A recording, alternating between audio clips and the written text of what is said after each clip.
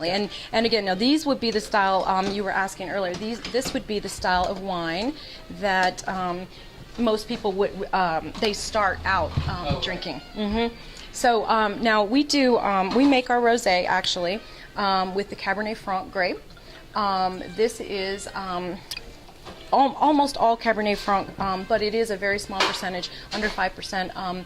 Chardonnay is blended in here to give it the nice crisp finish that you're going to get with it. But there's a couple ways you can make a rosé. You can actually break the skins and press the fruit. We don't do that because we wanted this rosé to be a little more on the fruit forward side, and that's because in this region, typically that's what people tend to prefer. But when we made this wine, we actually wanted to make something that red wine drinkers like us, because we traditionally prefer big, bold reds, might actually look at it and say this is a really elegant wine. It's got a lot of fruit character, and it's not overly sweet. So the way that we make our rosé is we use the Cabernet Franc grape.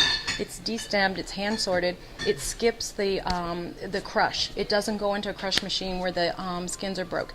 We do a process called a bleed, where the fruit will sit on the skin and seeds, and we do a vertical conveyor system. So when the fruit drops, the gravity, that pull, and then the weight of the fruit on top of each other will cause the juice to bleed from the inside of the fruit, and it basically just runs to the bottom of the bin. And then we extract the juice. We actually do 3 rounds. We extract the juice at 1 hour, 2 hours, and then 4 hours. Blend that juice together and then age it in stainless steel. It gets darker. Yes. Okay. Yeah. And that's why this one is so light, because our bleeds are under, all of them are under 5 hours. But what you should be picking up with this wine is a lot of strawberry character on the nose and on the palate. Also, you'll get, just as it's unfolded on your palate, you're going to get a little hint of apricot, peach lace fruit, and then you'll get the citrus with the smooth, crisp finish, which is what the small percentage of Chardonnay does for that wine. Very nice. Yeah. Definitely not what I would call it. Tell you is unique, but it's also one of our most wildly popular wines and one of our best sellers. Where do you get the apples? We actually get the apples locally here in the Markham area. We get them from the Stribling Apple Orchard, which is who we purchased our property from years and years ago. We purchased the property from the family. So, and this area that we're in actually used to service a really high percentage of the apples in the United States years ago. So it's a nice tie back to the community.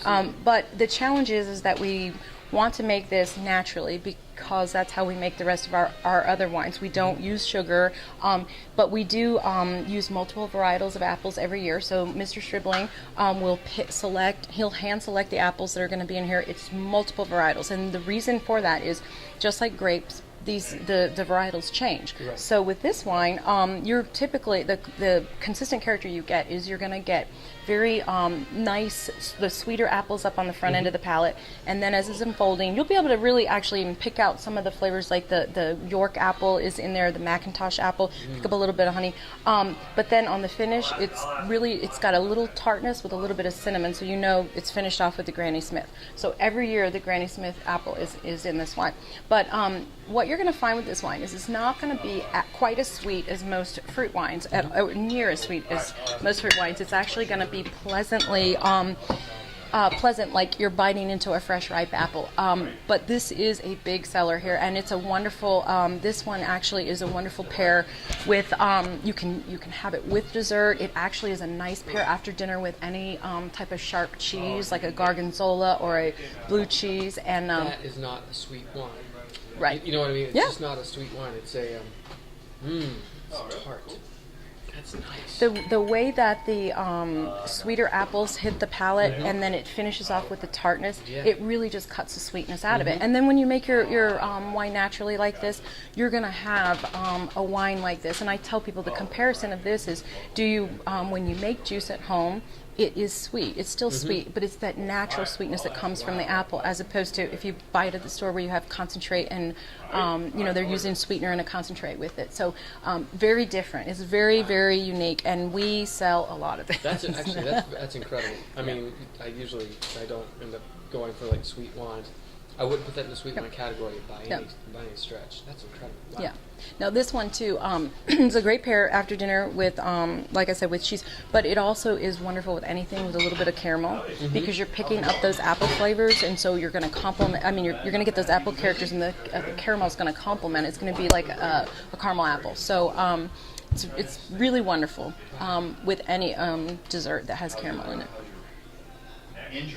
Surprised by that one, aren't you? Yeah, actually. I'm totally surprised by that one. Yeah. Kind of rolled his eyes when you first said that one. I was like, oh man, that was really Well, cool. the thing about it is most people are expecting it to be overly sweet. They're expecting it to be really heavy, and it's going to have a lot of sugar taste in Very it. sour But it's apple, very, like, yeah. it's very nice. Yeah. And the people that find this a little sweet, we actually do we do a sangria with this wine. We make a sangria. It's very simple, and really this was discovered because I'm a red wine drinker, and I love the flavor of the apple, like you said. It's just got a great apple flavor. It's a nice balance of the apples.